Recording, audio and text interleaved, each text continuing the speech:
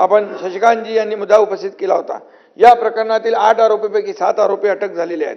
कृष्णा आंधळे फरार आहे, कोणत्याही आरोपीला जामीन मिळालेला नाही।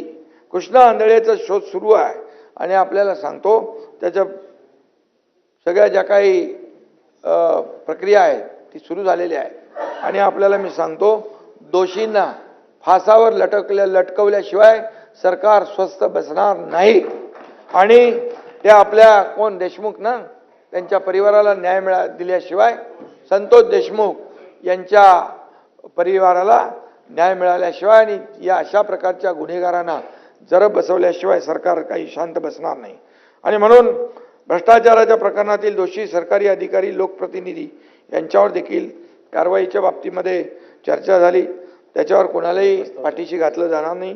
1 जानेवारी 2025 ते 11 डिसेंबर 2025 पर्यंत एकूण